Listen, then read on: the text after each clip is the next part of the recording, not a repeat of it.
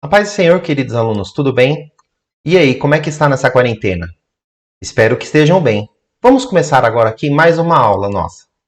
A aula hoje é número 5. Ame a Deus e ame ao próximo. Como a aula fala sobre amor, então vamos falar um pouco de amor antes de começar a nossa aula. Ó, coraçãozinho, né? Isso é amor? Vamos ver? Ó, um monte de coração e tudo mais. Ou será que isso aqui que é amor? Nunca se esqueça, pessoal. Isso aqui é apenas um coração. Isso aqui é amor. Antes de falar sobre esses amor, eu estava pesquisando, tem 7 tipos de amor diferente. Mas eu vou falar apenas de 4. Vamos começar aqui com o amor chamado amor ágape. Esse amor ágape, ele significa um amor perfeito e incondicional. Lá em 1 Coríntios 13, do 4 ao 7, descreve esse tipo de amor como sendo um amor altruísta, justo, verdadeiro, paciente, o amor perfeito. Ele nunca acaba. Este é o amor que está acima de todos os outros amores. O amor ágape diz mais sobre a pessoa que ama do que quem é amada. Este aqui é o amor que Deus tem por nós. Este é o amor perfeito. É um amor que nunca se acaba. E este amor é o que nós devemos buscar. O amor que nós temos que ter por Deus, ser um amor perfeito. Tem um outro amor chamado philos ou filéu. O amor filéu é o amor que existe entre amigos. É o amor da afinidade. Esse tipo de amor vem da partilha entre as pessoas com algo em comum.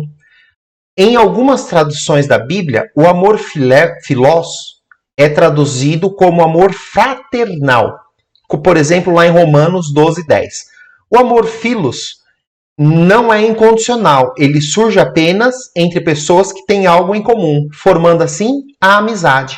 Então, o amor que você tem pelo seu amigo, pela sua amiga, chama amor filéu. Também existe o amor chamado eros.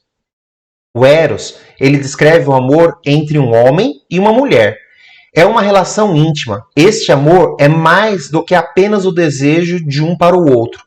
E também é o desejo de satisfazer impulsos sexuais. Ele é muito mais do que apenas isso.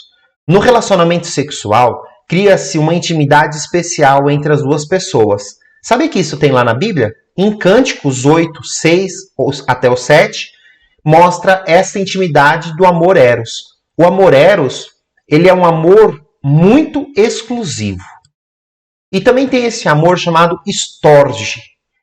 Amor storge é o amor entre a família. Os laços de sangue são muito fortes e a afinidade de muitos de nós sentimos com a família. É um tipo de amor especial. Este amor surge porque partilhamos muitas características físicas e mentais, muitas experiências e muitas ideias. Ninguém nos influencia mais do que a nossa família. Então, é diferente o amor que nós temos entre os amigos, a família e o amor que nós temos que ter com Deus. Cada um tem um tipo de nome diferente. Cada um é denominado um tipo. Para nós, no português, é amor. Mas se você for buscar lá na raiz da palavra, cada um tem um nome específico. Na nossa leitura bíblica em classe, está lá em Marcos 12, do 30 e 31, tem uns versículos a mais, mas eu gostaria de frisar principalmente esse que nos diz assim: Amarás, pois, ao Senhor teu Deus de todo o teu coração, de toda a tua alma, de todo o teu entendimento e de todas as tuas forças. Este é o primeiro mandamento. E o segundo é semelhante a este, e é: amarás o teu próximo como a ti mesmo. Não há outro mandamento maior do que estes. Neste texto, quem estava falando era o próprio Jesus. Então, vamos prestar bem atenção nesses textos, porque o decorrer da aula vai ser a respeito desses textos, tá bom? Mas antes de eu começar a aula em si mesmo, nós precisamos entender aonde começou esse amor. Como que começou, da onde que veio. E como eu sempre falo para vocês, vamos dar uma pausa aqui na aula e voltar aonde? Lá no princípio, lá no Éden. Lá no Éden, Deus ele foi criando tudo. E Deus é amor. E quando ele foi criando, ele foi fazendo o quê? Ele foi falando. Então, por exemplo, ele chegou e falou: haja luz, haja separação da terra, haja os animais terrestres, haja animais lá da água. E cada vez ele foi falando. Mas quando ele foi criar o homem, como ele nos ama, ele fez diferente. Ele, primeiramente, ele juntou Deus Pai, Deus Filho e Espírito Santo e falou, façamos o homem à nossa imagem e semelhança. Então nunca se esqueça, você é a imagem e semelhança de Deus. E aí, após fazer isso, o que ele fez? Ele não falou para nós existirmos. Ele, com a própria mão, juntou o barro, foi lá, nos moldou, soprou o fôlego de vida, que é o fôlego de Deus na nossa vida. E aí sim, nós fomos feitos ser vivente. Olha como Deus nos ama muito mais do que tudo o restante da natureza. Mas o homem, como vocês sabem, o homem pecou. E por pecar, nós nos afastamos desse Deus de amor. E como que nós vamos voltar a fazer isso? Como que nós vamos voltar a estar perto desse Deus de amor? Deus, ele é tão maravilhoso que ele deixou algumas diretrizes, alguns caminhos, algumas regras que nós devemos seguir. E quais são elas? Pensando as suas leis e os seus mandamentos. Muito bem, isso mesmo. No tópico 1 da nossa lição, nós vamos ver a respeito de Jesus e a lei de Deus. No Antigo Testamento, por causa do pecado, o homem podia até relacionar-se com Deus, mas é só através da lei. Sem ela, o homem logo começava a fazer as coisas erradas e pecar ainda mais. O que acontecia? O homem, ele tentava, mas como o pecado era muito grande dentro do homem, ele acabava se afastando de Deus. Ele até tentava chegar lá perto de Deus, mas ele se afastava. Mas aí Deus, o Deus de amor, ele se aproximou de nós e fez o quê? Mandou Cristo, o seu Filho. E finalmente, Cristo veio à Terra para cumprir o propósito da salvação à humanidade e permitir que ela pudesse novamente ter acesso ao Pai.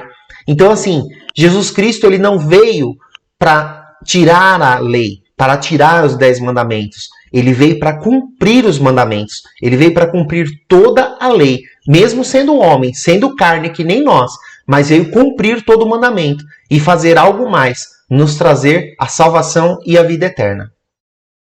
Muitos até começaram a tentar cumprir as leis apenas por tradição ou por obrigatoriedade. Mas até o fim eles erravam. Eles começavam e paravam, começavam e erravam. Desta forma, a prática ela estava perdendo o seu sentido. Toda vez eles pecavam, ia lá pedir perdão, pecava, pedia perdão. Então, esse texto de Mateus 5:20 fala muito sobre isso. Leia depois em casa. E era preciso viver o verdadeiro sentido da lei e buscar cumprir a vontade de Deus Todo-Poderoso. E Cristo não se enfatizava o legítimo sentido da lei, como cumpriu em sua totalidade e plenitude. Então, assim, Cristo ele veio, cumpriu toda a lei na sua plenitude e na sua totalidade. No tópico 2, nós vamos falar um pouquinho a respeito do amor de Deus. Como mandamento, esta ação não é uma simples opção, mas uma ordem. No entanto, podemos pensar, como amar em decorrência de uma ordem? Não dá para acordar de manhã e simplesmente ligar o botão do amor e apontar para Deus. Este amor precisa ser legítimo e verdadeiro. Hoje eu estava até comentando aqui em casa, é complicado a gente entender, porque nós não podemos forçar ninguém a nos amar. Eu não posso forçar vocês a gostarem de mim. Eu preciso que vocês gostem de mim do jeito que eu sou. Eu não posso obrigar ninguém a fazer isso. Mas, se nós formos ver, é uma ordem, é um mandamento de Jesus que nós devemos amar a Deus sobre todas as coisas. Só que é interessante que, mesmo sendo uma ordem, é algo que é fácil de se fazer. É muito bom amar a Deus. É muito bom poder amar a Deus. Então, mesmo sendo uma ordem, a gente tem como cumprir esta ordem. Como nós vamos amar alguém que a gente não conhece? Em Oséias 6:3, é um texto que eu gosto muito, que diz assim: e conheçamos e prossigamos em conhecer ao Senhor. Se você ainda não tem total intimidade com Deus, se você acha que você ainda não conhece realmente quem é Deus, busque a Deus. Busque a presença dele. Que daí eu tenho certeza que se você buscar, se você se esforçar, você vai conhecer mais e mais do Senhor. E aí vai se cumprir na sua vida vai ter na tua alma o desejo que está aqui, ó, em Salmos 42, 1 e 2, que diz assim: assim como o servo brama pelas correntes das águas, assim suspira minha alma por ti, ó Deus. A minha alma tem sede de Deus, do Deus vivo. Quando entrarei e me apresentarei ante a face de Deus? O salmista aqui, ele está falando assim, ó, a minha alma tem sede desse Deus. O salmista conhecia Deus como eu e como você conhece. Mas ele tinha algo a mais. Ele conhecia pela intimidade que ele tinha com Deus. Então tem essa intimidade com Deus. Nesse momento, não podemos ir até a igreja, mas nós podemos continuar com essa intimidade. Nós podemos buscar a Deus, conhecer mais de Deus, conhecer mais a vontade de Deus para a nossa vida. E eu tenho certeza que Ele vai ter o prazer de se revelar a nós. Amar a Deus envolve também a renúncia de nossas vontades, desejos e dos atos que não agradam ao Pai. Leia lá depois em Lucas 14, 33. E aqui vai uma coisa, fica muito gravado na cabeça de vocês. Como podemos amar a Deus e não assumirmos o desafio de abrir mão das coisas que não agradam? Como que você pode falar que você ama a Deus e você desagrada a Deus? Como você pode falar que você quer fazer a vontade de Deus e ao mesmo tempo você está fazendo algo contra Deus? Então se esforce para amar realmente a Deus, não só falando, mas vivendo intensamente esse amor, porque isso Deus quer para a nossa vida, que nós vivamos intensamente o amor com Ele. Não há nada de errado em buscarmos uma boa profissão, desejarmos um bom carro para a nossa família, usufruirmos dos belos momentos de lazer. O problema é quando deixamos algumas dessas coisas tomem o lugar de Deus no topo da nossa lista de prioridades. Não sei se vocês estão lembrados, mas lembra do texto que eu falei lá na aula 3 com vocês, lá de Mateus 6,33? Buscai primeiro o reino do céu, de Deus e a sua justiça, e todas as outras coisas vos serão acrescentadas. Adolescentes, não esqueça, pode querer uma boa faculdade? Pode. Pode querer ter um bom carro, ter um bom emprego? Pode. Mas Deus em primeiro lugar em tudo. Tudo que você for fazer, ore. Tudo que você for fazer, veja se é da vontade de Deus. Porque eu tenho certeza que se você buscar a Deus e quiser fazer a vontade de Deus, você vai ter condições de ter tudo aquilo, porque Deus se agrada em nos abençoar. A própria palavra de Deus nos diz que as bênçãos seguirão aos que creem. Se você crê, se você fizer a vontade do Pai, as bênçãos vão te seguir. Pode até buscar depois uma boa faculdade, mas busque primeiramente a Deus. No tópico 3, o amor ao próximo. Amar o próximo como a mim mesmo? Eu acho que vai ficar difícil, não vai não? Como o Geraldo comentou, esses emojizinhos são bem legais, mas e agora? Agora complicou de vez, não é não? Mas vamos ver o que Jesus diz a respeito disso? Em Marcos 12, 31 nos diz assim: E o segundo semelhante a este é, amará o teu próximo como a ti mesmo. Lembra que eu já li lá no começo? Então, nós precisamos amar não somente a Deus, nós precisamos amar o próximo. Mas aqui vai um pequeno adendo na vida de vocês. Eu queria dar uma pausa aqui na aula para vocês entenderem uma coisa. Você primeiramente tem que se amar. Você não vai conseguir amar o próximo se você não se amar. Preste atenção nesse versículo. Ame o próximo como a ti mesmo. Então assim, ame a você mesmo. Não acha que você é feio, ou você tem isso, tem aquilo, ou porque você não tem alguma coisa, você não se ama. Ame do jeito que você é. Deus te criou, Deus te fez assim. Então ame a si mesmo. E aí eu tenho certeza que você vai conseguir amar o próximo. Mas lá em João 13, 34, diz um pouquinho mais. Um novo mandamento vos dou, que vos ameis uns aos outros, como eu vos amei a vós. E também vós uns aos outros vos ameis. O próprio Jesus está dizendo, ame o próximo como eu vos amei. Sabe por que Jesus pede para que a gente ame o próximo como ele nos amou? Porque Jesus se amava. Ele tinha amor próprio, ele sabia o que era o amor dele. Então, assim, ele estava amando os outros como ele se amava. Ele estava amando os outros e assim ele nos ensina. Temos que amar os outros mas nós temos que amar a nós mesmos, certo? Quando as pessoas são movidas pelo amor, elas sempre desejam fazer o melhor para si. Vamos ver um exemplo aqui? Imagine se você vai almoçar com sua família em um restaurante. Qual seria a sua escolha? Vou dar duas opções. Primeira, um bom e recomendado restaurante. Aquele restaurante que tem aquela comida deliciosa de um chefe famoso. Ou você quer um que tem um visual mais ou menos, a comida não é muito boa. Qual que você escolhe? É claro, nós vamos escolher a primeira. Nós queremos o melhor para a nossa família. Nós queremos o melhor para as pessoas que nós amamos, certo? Mas vamos ver no decorrer dessa aula. Infelizmente, muitas pessoas não fazem essa escolha quando se trata de uma outra pessoa. Principalmente se ela não conhece. Às vezes, observamos que muitas pessoas doam aquilo que não lhe serve mais. Aquela comida que não estava muito boa, aquela roupa que já estava surrada, toda suja, manchada.